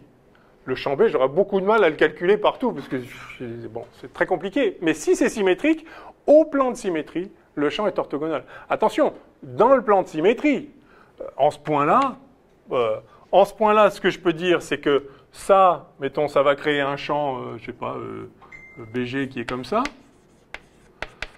La partie droite, ah oui, elle va créer un champ qui vaut moins son symétrique, mais pas en ce point-là, au point symétrique, d'accord? En ce point-là, ce que je sais, c'est que si j'ai BG comme ça, et ici j'ai B droite. Ah, mais Ça me fait une belle chambre. le symétrique, c'est pas moins le champ même, donc du coup, ce serait pas... C'est moins son symétrique. Donc ça, c'est son symétrique, et moins son symétrique. Non? Non, moi, je l'aurais vu partir en bas. Lui? Ouais, j'aurais vu à gauche, en haut, en bas. Ouais. Ah non! Parce que Son symétrique, c'est lui. c'était justement non. Enfin, moins, justement, l'autre. Eh bien oui, le symétrique de lui, c'est lui. Oui, ça, je suis d'accord. Eh bien moins lui, c'est lui. Je croyais que justement, sa symétrie, c'était moins l'autre, d'accord, ce que vous avez dit tout à l'heure. Ouais. Vous pouvez le redéfinir juste avec une phrase, le pseudo-vecteur, s'il vous plaît. Un pseudo-vecteur, quand on le regarde dans un miroir, on ne voit pas son symétrique, Ouais. on voit moins son symétrique. D'accord. Ok, là, c'est- Donc son symétrique, c'est ça. Et donc justement, quand on regarde dans un miroir, c'est-à-dire qu'on regarde la partie créée par la partie miroir, si c'était un vrai vecteur, on verrait son symétrique, et on ne voit pas son symétrique. Et là, On voit c'est moins un son moment symétrique. qu'on a décidé que le champ B de la gauche, il était vers la droite. Parce que si on avait Oui, dit enfin, que la droite, ah. ça aurait été l'inverse. Enfin, du coup, j'ai du mal à comprendre un peu. Ah, j'aurais pu décider que B... Enfin, là, je l'ai... On avait laissé comme ça, mais c'est Ouais. c'est juste j'ai du mal. Oui, j'aurais pu prendre BG comme ça. Du coup, la partie droite, là, on aurait moins le symétrique. Ici, il serait là, moins le symétrique. Pardon, oui. Là, on a son symétrique. Et donc, moins son symétrique. Donc là, c'est pointillé. Et moins son symétrique, le voilà. Et donc, du coup, Donc, voilà BD. comment on définit le premier alors qu'à gauche, pour le champ électrique, ça ne dépend pas du premier. Ah non, mais... Non, mais... Là, je ne sais pas. Là aussi, je l'ai mis par là. Si ça se trouve, le champ créé par cette distribution orange, il est... J'en prends un au hasard, mais là c'est pareil. J'en prends un, je ne sais pas ce qu'il est, mais quel qu'il soit. Si c'est ça, bah vous voyez que la somme des deux, c'est ça. Si c'était le premier que j'ai mis, vous voyez que la somme des deux, c'était ça. Dans tous les cas, il sera orthogonal. Parce que en prenant, si vous prenez le symétrique, alors ça a la même composante parallèle au plan et moins la composante orthogonale. Donc si vous faites la somme des deux composantes orthogonales, ça fait 0. Maintenant, si vous prenez moins le symétrique, alors la composante orthogonale qui devrait être opposée, vous avez pris moins, donc maintenant elles sont égales. Donc si vous faites la somme des deux, vous allez avoir un truc orthogonal. Et la composante parallèle, si vous aviez pris juste le symétrique, elle est la même. Comme vous prenez moins le symétrique, elle est opposée. Si vous faites la somme des deux, ça te fait 0. Donc si vous prenez moins le symétrique, la composante parallèle, elle fait 0. Et donc, il ne reste plus que la composante orthogonale. Alors, dans quel sens, à quelle intensité, je ne sais pas. Mais la direction, c'est sûr, c'est orthogonal. Ouais. Est-ce que sinon on peut se rattraper en se rappelant que E est toujours perpendiculaire à P? Non, c'est pas vrai. C'est pas vrai. Non, ça c'est pas vrai. Non, parce que le champ E, alors c'est vrai dans une onde électromagnétique, qui est un truc très particulier. Mais le champ E est créé par les charges et le champ B est créé par les courants. C'est des choses complètement différentes. C'est pas la même source. En magnétostatique, ce qui crée un champ E, enfin en électrostatique, magnétostatique, en électromagnétisme statique, ce qui crée le champ E, ce qui crée le champ B, sont deux choses qui n'ont rien à voir. Un courant dans un circuit fermé ne crée pas de champ E, parce que c'est neutre, hein, votre fil électrique, il est neutre. À l'inverse, des charges, vous pouvez mettre autant que vous voulez, si elles ne bougent pas, ça ne crée pas de champ B. Donc en statique, le champ E et le champ B sont deux choses complètement différentes. Non, mais est-ce que Ce n'est que lorsque les choses varient qu'il y a un lien entre un E et B. C'est ça qui a été découvert, l'induction, etc. Et c'est ça qui conduit aux ondes électromagnétiques. Il faut que ça bouge. En statique, c'est pas de l'électromagnétisme. Il y a l'électrostatique, il y a un magnétostatique. C'est deux théories qui n'ont rien à voir. Enfin, évidemment, elles sont liées par quand c'est pas statique. Mais tant que c'est statique, c'est deux choses découplées. Et on peut avoir du coup un champ E et un champ B et que les deux soient pas orthogonaux. Ah oui, oui, sans aucun problème. Oui. Parce que là, du coup, ils sont orthogonaux. Non. Bah, il y en a un dont la somme est horizontale et l'autre dont la somme est verticale. Ah oui, non mais, attendez. C'est le hasard aussi. Ah oui, oui, non, parce que, c'est pas la même situation. Là, j'ai une distribution de charge. Alors, je peux me... On fait E là, enfin, c'est un géomètre. D'accord, mais vous pouvez avoir une distribution... Là, ce que vous me dites, c'est que si vous avez un plan qui est à la fois un plan de symétrie des charges et un plan de symétrie des courants, alors oui, ce sera le cas. Sur le plan, ce sera le cas. Partout ailleurs, ce ne sera plus le cas. Mais sur le plan, oui. Si le plan est à la fois un plan de symétrie des charges et des courants, oui. En fait, je vois pas comment on peut avoir un plan de symétrie du courant sans avoir un plan de symétrie des charges. Ah bah, c'est simple. Voilà un courant, là. Là, j'ai une distribution de charges. Mais il n'y a pas de charge sur le fil. Si. Non, mais voilà, j'ai des charges, là. Et puis, j'ai un fil. Tiré par les cheveux. Je ne peux pas tirer par les cheveux, c'était toujours le cas. Enfin, n'importe quoi. Vous avez une sphère, voilà, une sphère chargée. Là, il y a plein de plans de symétrie. Par exemple, celui-là. Il suffit que vous mettiez je sais pas, vous mettez un circuit en plus, vous rajoutez un circuit qui fait comme ça. Le plan diamétral est un plan de symétrie des charges, pas des courants. Non plus. Le symétrique, il n'a rien à voir. C'est rare les plans de symétrie. Sauf quand vous prenez explicitement une situation symétrique, parce que les calculs sont faciles à faire. Une sphère, c'est beaucoup symétrique. Quand vous prenez une spire de courant, alors c'est symétrique par rapport à quoi? Au plan qui la contient. Ça, quand vous avez un fil dans un plan, le plan qui la contient, c'est toujours un plan de symétrie. Ce qui est intéressant, ça veut dire que le champ B, il est orthogonal à ce plan. Il y a un axe de symétrie. Alors, vous avez aussi un axe de symétrie, mais ça, c'est pas un plan. Oui, mais c'est tous les plans. Alors, si vous prenez un plan qui contient l'axe, c'est un plan d'antisymétrie. Parce que ce qui arrive dans un sens, ça repart dans l'autre. Parce que le courant, il rentre là et il ressort là. Si c'était de symétrie, il rentrerait aussi. Mais c'est quand même d'antisymétrie, parce qu'il est justement égal à l'opposé de son symétrique. Est-ce que si on trouve un axe de symétrie, on trouve un axe potentiellement B pour être? Redites-le. Est-ce que si on trouve un axe de symétrie, comme là par exemple, et là ça va marcher, mais est-ce que Ouais. ça va pas marcher? Si on trouve un axe de symétrie, est-ce que c'est un axe où potentiellement B peut être? Oui, potentiellement, oui, puisqu'il peut... Il est contenu dans Ah. un axe d'antisymétrie. Et du coup, B est dans ce plan. Oui, un axe de symétrie, c'est-à-dire de symétrie de rotation autour de l'axe, peut très bien, comme c'est le cas ici, effectivement, contenir un plan d'antisymétrie. Oui.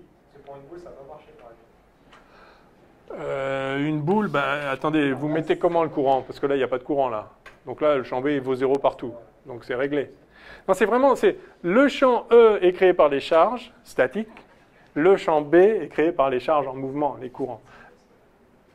Mais pour l'instant, encore une fois, on ne fait que de la magnétostatique et l'électrostatique. Donc quand on parle de courant, ce sont des courants permanents.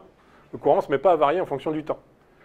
La distribution peut être super compliquée, mais le courant I, il est permanent, il est constant. Sinon, par la loi de Biot et-Savart, le champ B, c'est la somme des I, des L vectoriels PM mu0 sur 4pi R2. Si vous changez I, vous allez changer B, mais pas instantanément. Et il faut bien que ça mette le temps que ça vienne, et ça viendra par les ondes électromagnétiques, etc. Donc ça devient plus compliqué. Il faut faire la théorie complète dépendante du temps. Ce qu'on va faire, il suffit d'écrire les équations. Après, à résoudre, ça ne veut pas dire que c'est trivial.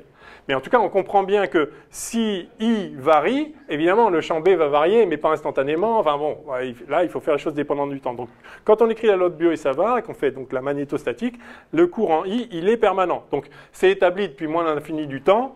Et donc le champ B, tout ce qui devait bouger a bougé, et maintenant il est établi, le champ B, on peut l'exprimer clairement à partir du courant I, par la loi de Biot-Savart. OK? Bon, est-ce que vous voulez que je fasse le cas du plan d'antisymétrie, ou c'est bon? C'est bon, hein, c'est juste... c'est l'inverse, enfin, d'accord, bref.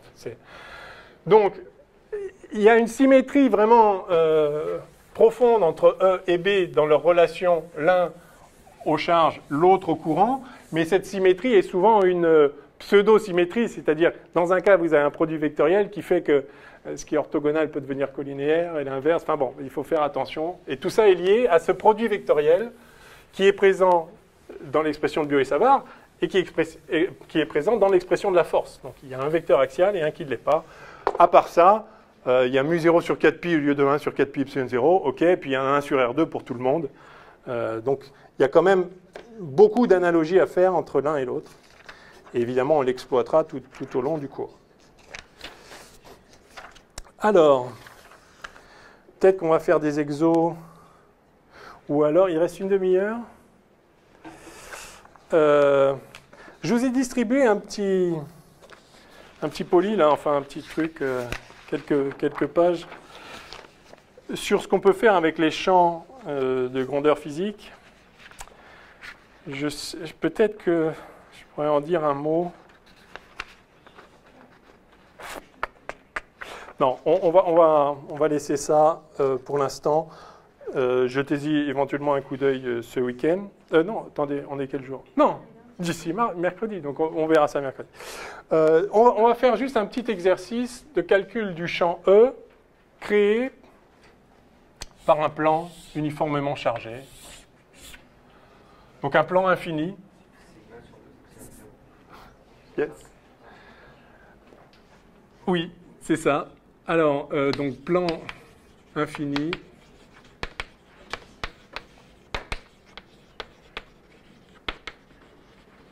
Uniformément chargé. Densité de charge sur... alors, c'est un plan, donc c'est une densité de charge surfacique.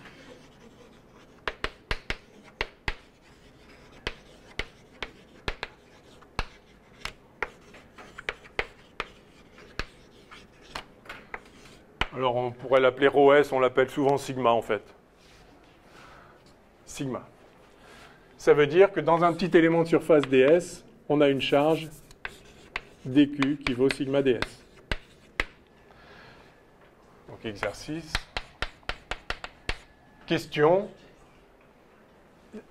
Que vaut le champ électrique dans tout l'espace? Que vaut E en tout point R de l'espace?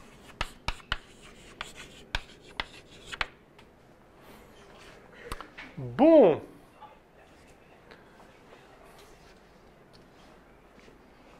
Alors, bien sûr, ce sont des charges au repos, donc il n'y aura pas de champ B, hein, donc c'est bien le champ E qui nous intéresse. Et on peut écrire l'expression générale, E au point M, en tout point M, est égal à la somme.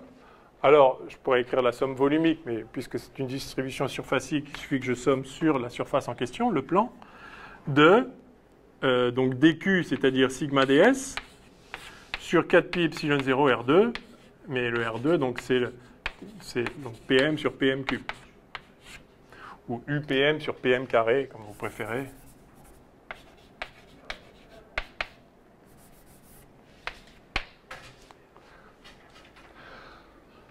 Alors, je vais prendre un point quelconque, quelque part. Alors, il y a une symétrie de translation le long du plan, à l'évidence, hein, puisqu'il est infini. Bon. Donc, tout ce qui va compter, ça va être sa distance au-dessus ou en dessous du plan. Je vais l'appeler petit z, petit h. Petit z. OK. Va pour H. Va pour Z. Et je veux faire la somme de toutes les contributions de toutes les régions. Notre élément de surface, ça va être dans quel système on explique? On choisit. Cartésien, c'est pas mal. Oui, alors cartésien ou pas cartésien, à vous de me dire. Infini, du coup, c'est pas top. En fait, on est d'accord qu'il faut sommer toutes les contributions de tous les petits éléments de surface. Ouais, ce serait peut-être pas mal de faire... Parce qu'en fait, il y a plein de points qui vont contribuer autant à M. C'est tous les points qui sont à la même distance. Alors, on peut... Bon, après, on verra le théorème de Gauss et on verra comment systématiser tout ça. Mais là, c'est important de faire le calcul une fois pour toutes. Est-ce que vous pouvez me dire déjà dans quelle direction va être le champ E, compte tenu de ce qu'on vient de dire? Alors, vers le haut ou vers le bas, mais suivant l'axe Z. Effectivement, parce que tous les plans qui contiennent cet axe sont des plans de symétrie. Oui, le plan est infini. Donc tous les plans qui contiennent cet axe sont plans de symétrie, donc le champ E appartient à chacun de ces plans. Donc il appartient à leur intersection, c'est ce que vous disiez, et donc il appartient à l'axe vertical qui se projette ici, je vais l'appeler, je peux l'appeler H, le projeté orthogonal ici, de M. Je pourrais appeler O aussi. Hein. O, c'est bien. Allez, O, c'est bien.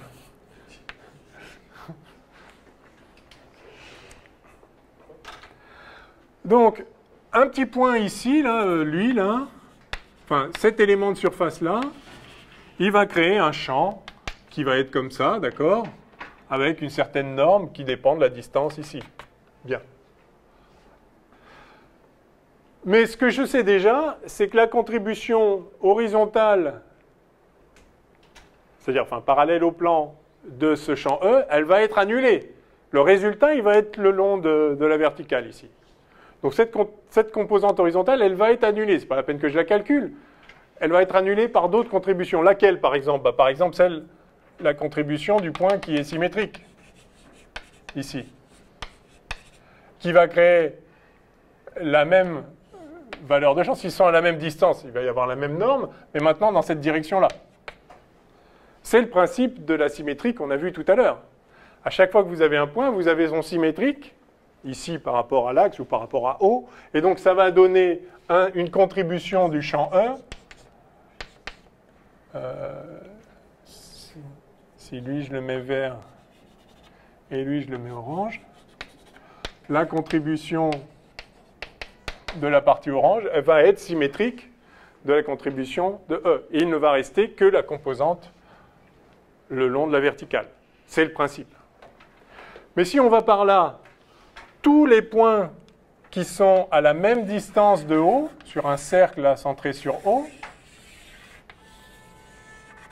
tous ces points-là sont à la même distance de M, vont donc avoir la même norme de leur contribution dm, là. Si j'en prends une troisième, ça va devenir difficile. Et ça va faire un truc comme ça. Bon, bref. Enfin, oui, la perspective, je vais vite aller au bout de mes capacités. Mais voilà, ça va faire un cône de champ comme ça, de contribution. Toutes les composantes horizontales, enfin, le long de l'axe, vont s'annuler. Et il va rester toutes les composantes le long de l'axe vertical. Donc en fait, si je somme juste la composante suivant UZ ici,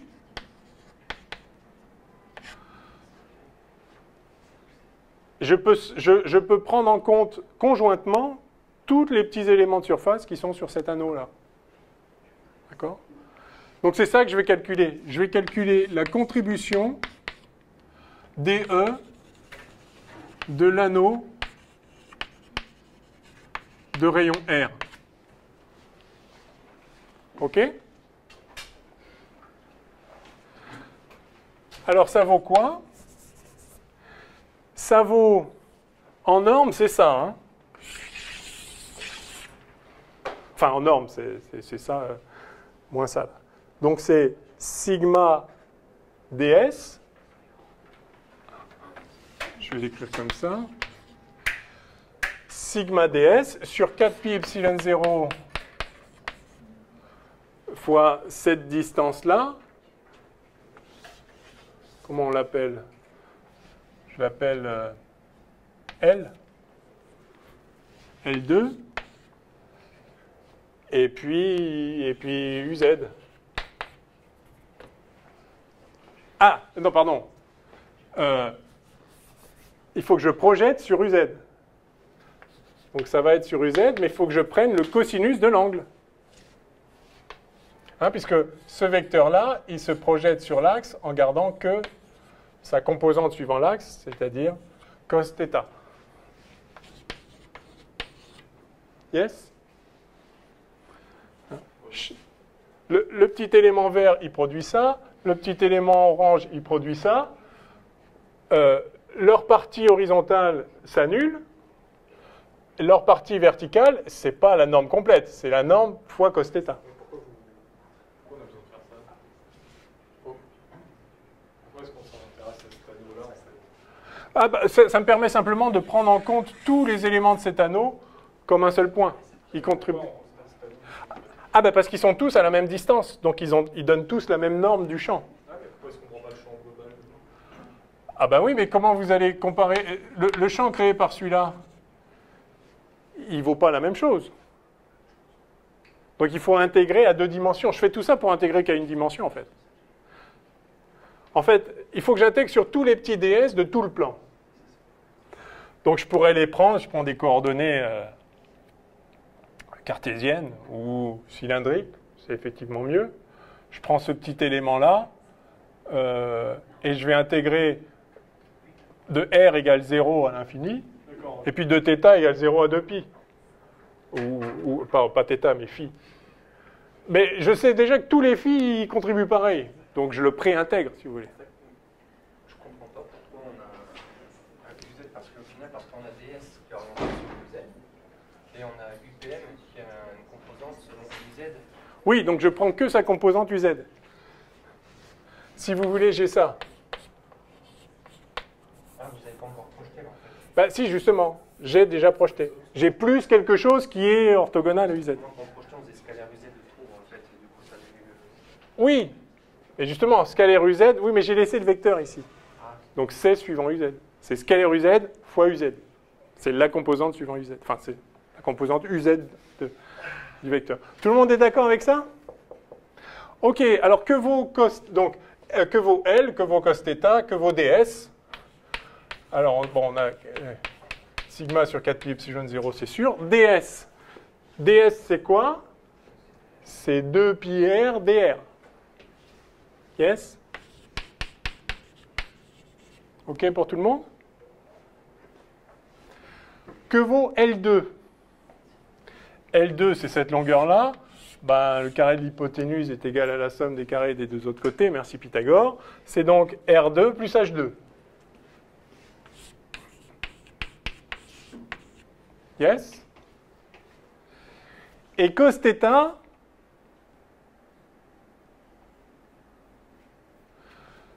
cos θ, c'est ça sur ça, non? Ça sur ça, oui. Donc en fait, c'est H sur L. Arcos? C'est ce vecteur que je projette sur... Ouais. Donc en fait, je vais peut-être l'écrire avant. Je vais laisser L2. Et là, on a dit cos θ, c'est... J'ai dit quoi? Oui, c'est H sur L. Ah, attendez, qu'est-ce que... Je vais effacer quoi? Non, il y a bien un dr ici. Et cos θ, j'ai dit que ça, c'est H sur L. C'est ça? H sur L, oui. Donc ça fait H sur L cube. Bon.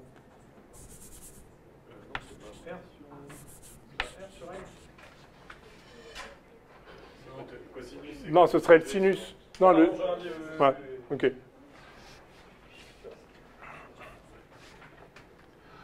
Bon, alors là, clairement, on n'est pas dans les bonnes variables. Donc, en fait, bon, je vais changer de variable. C'est pas grave, je vais changer de variable après en θ. Donc, je vais l'écrire comme ça. H sur L cube. Ok, très bien. UZ, voilà. Donc, c'est ça que je veux intégrer. Simplement, le L ici dépend de R. Le L, on a dit que c'était... Donc ça fait sigma sur 2 epsilon 0 H RDR sur L cube. J'ai dit que L2, c'était H2 plus R2. Voilà. Tout ça puissance 3,5. C'est ça? Bon, bah, ça s'intègre. Et puis, oui, donc il n'y a même pas besoin de faire le changement de variable.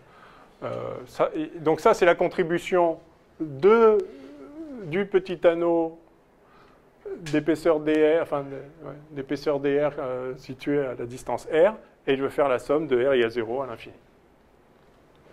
Donc le champ final, c'est somme de 0 à l'infini de tout ça. Alors, voilà.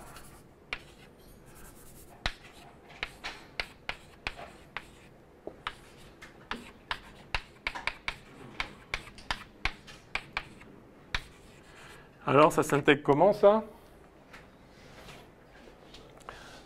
Bah, il y a clairement du 1 sur R2 plus H2 puissance 1,5. Si je dérive ça, si je dérive ça, ça me fait moins 1,5 fois 2R sur le truc puissance 3,5.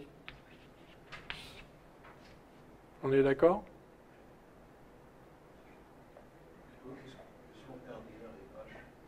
Hein, puisque RDR. Non, H, c'est une constante. Hein. Ah ben H, c'est la hauteur. Ah oui, c'est Z, pardon. Ah oui, décidément, depuis le début, je veux l'appeler H. Pardon. Aïe, aïe, aïe, aïe. Aïe, aïe, aïe. Aïe, aïe, aïe, aïe, aïe. Oui, on aurait plus vite fait de l'appeler H. Aïe, aïe, aïe, aïe, aïe, aïe, aïe. Bon. Je voulais l'appeler H, et en fait, vous avez eu beau me dire Z, dans ma tête, c'était encore H. Ça s'appelle de la rigidité mentale. Ou de la dictature, si vous voulez. C'est un peu la même chose. Bon. Donc, désolé. OK. Paf. Donc, on est d'accord que ça, là, ça s'intègre en fait, ça s'intègre en moins ça. Tout simplement. Donc, sigma z sur 2 epsilon 0.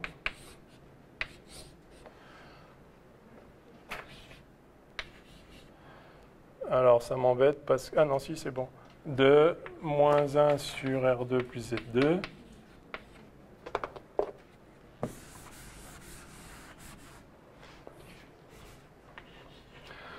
En R égale l'infini, ça fait 0. En R égale 0, ça fait 1 sur Z. Ah non, pardon, racine. C'est puissance 1,5. Ça fait Z. Et donc, moins, ça fait sigma sur 2 epsilon 0. Et c'était suivant UZ. Il y a UZ partout, là.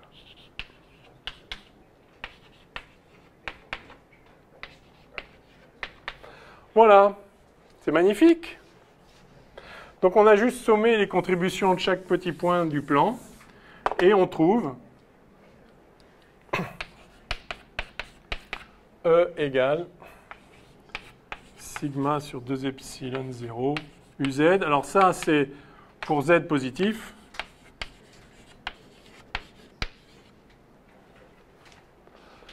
Hein, ce qu'on a considéré implicitement.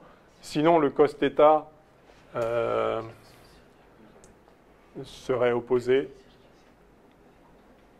tel qu'il est défini là. Et donc pour Z négatif, on a l'opposé.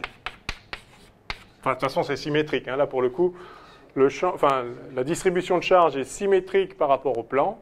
Et donc le champ de l'espace est symétrique aussi par rapport au plan.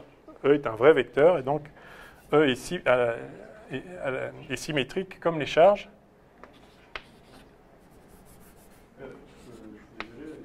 Ouais.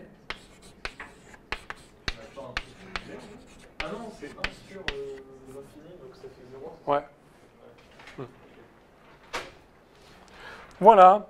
Donc on a trouvé le champ créé dans tout l'espace par un plan infini.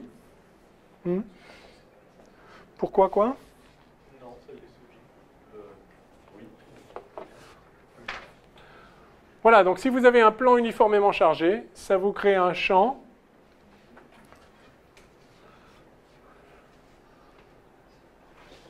alors si sigma est positif, le champ s'éloigne du plan. Si sigma est négatif, au contraire, le champ tombe sur le plan, va vers le plan. Hein. On retrouve que le champ va des potentiels élevés aux potentiels plus faibles. Donc si le plan est chargé positivement, c'est lui qui a un potentiel élevé, et le champ décroît vers l'infini, enfin, en s'éloignant du plan. Si sigma est négatif, c'est l'inverse, il vient de l'infini. OK? Alors, une remarque évidemment très importante, c'est que, ça peut paraître étrange au départ, le champ E ne dépend pas de la distance au plan. De fait. C'est un modèle. Le plan est supposé infini, bien sûr.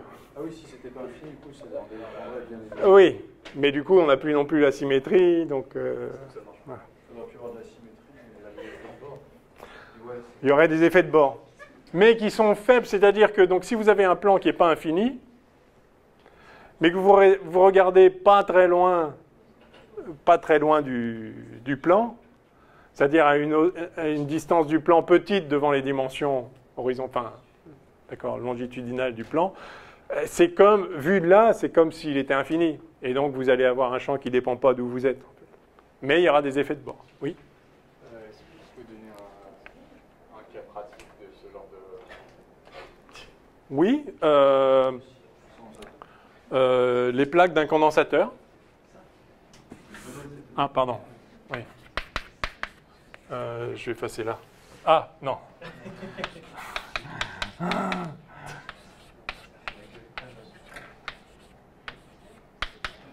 Je vais effacer là.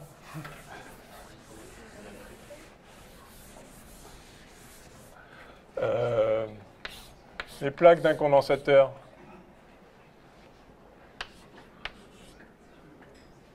Enfin, une plaque. Bah, effectivement, il y a des effets de bord. Mais grosso modo, le champ créé ici, il vaut sigma sur 2 epsilon 0, comme ça. Je vais appeler U ce vecteur unitaire-là. De l'autre côté, il vaut évidemment moins sigma sur 2 epsilon 0 U.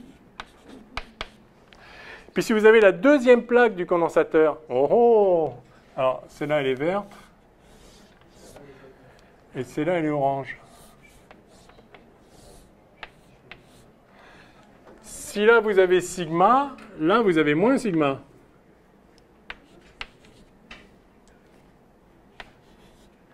D'accord? Vous vous rappelez, dans les circuits, vous avez un courant qui arrive là. Vous avez une charge Q ici, une charge moins Q là. Global, hein, ce qui est arrivé là, c'est parti de là. Hein, d'accord? Donc vous avez sigma là et moins sigma là.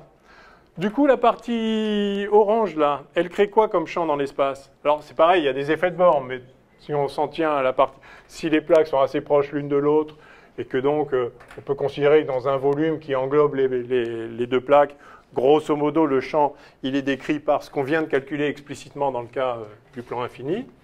Alors on voit que cette plaque-là, elle crée ici,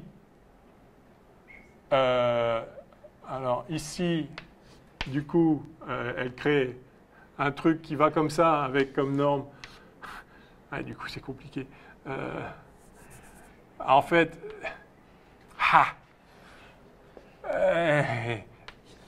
sigma. Et en plus, il faudrait que sigma soit positif. Oh, c'est chiant. Vous voyez ce que je veux dire? Dites-moi oui. Non, mais, ok, alors, ok. Donc, on va faire... Hein? Oui, bah, du coup, on est en train de le faire. Oui, d'accord. OK, on va dire que sigma est positif. D'accord? Sigma est positif. Donc, la plaque verte, elle crée, à droite d'elle-même, elle crée un champ sigma sur 2 epsilon 0 UZ. Enfin, U. Pardon, ce U-là. Et dans la partie gauche, elle crée moins sigma sur 2 epsilon 0 U. OK?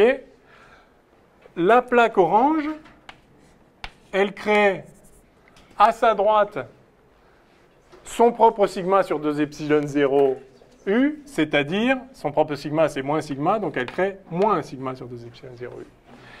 Et elle crée à sa gauche moins sigma sur 2 epsilon 0 U, c'est-à-dire sigma sur 2 epsilon 0 U. Yes? Et là aussi, hein, puisque c'est à sa gauche. Et lui aussi, ici, crée sigma sur 2 epsilon 0 U, puisque c'est à sa droite de lui. Et donc, si vous regardez le champ créé, vous obtenez ici moins sigma sur 2 epsilon 0 U plus sigma sur 2 epsilon 0 U. Donc là, c'est 0. Pareil à droite. Et au milieu, 2 fois sigma sur 2 epsilon 0 U, c'est-à-dire sigma sur epsilon 0 U. Donc quand vous avez deux plaques uniformément chargées, de charge opposée, eh bien vous n'avez pas de champ à l'extérieur, et vous avez à l'intérieur un champ qui vaut ça. OK. Expérimentalement, comment tu peux le faire? Si par exemple je mets deux plaques de cuivre dans un milieu conducteur, alimenté par un générateur, on en met un à la masse et l'autre dans tous, ça marche ou pas? Oui, vous pouvez fabriquer un condensateur comme ça, oui. Oui, vous mettez une différence de potentiel entre les deux bornes.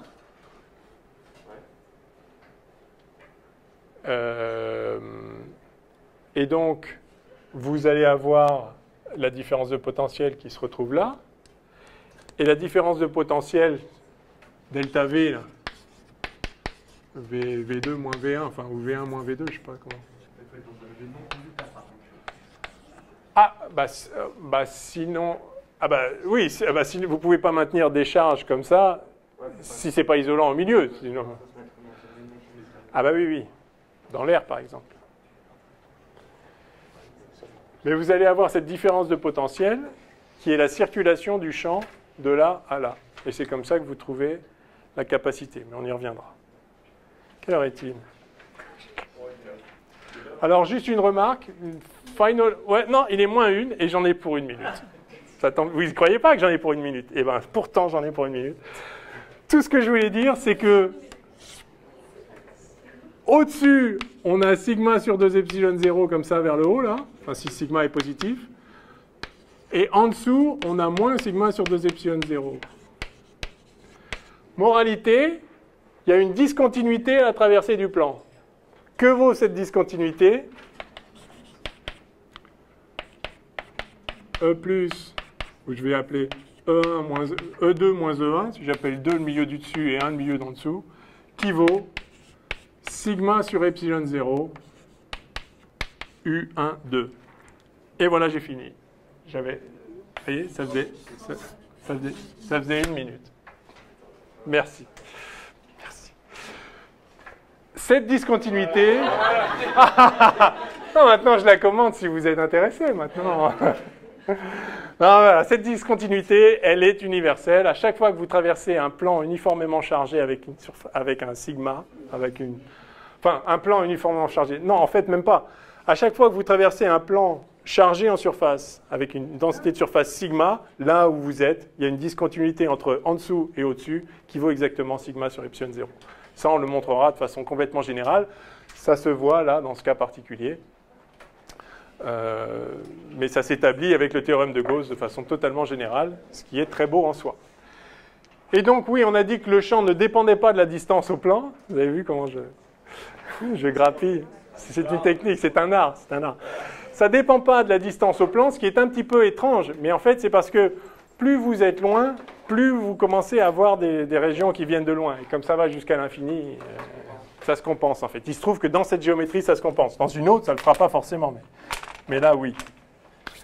Allez, on s'arrête. Donc on se voit mercredi quand même. Mercredi matin à l'heure standard. Et on voit si on peut faire quelque chose le jeudi.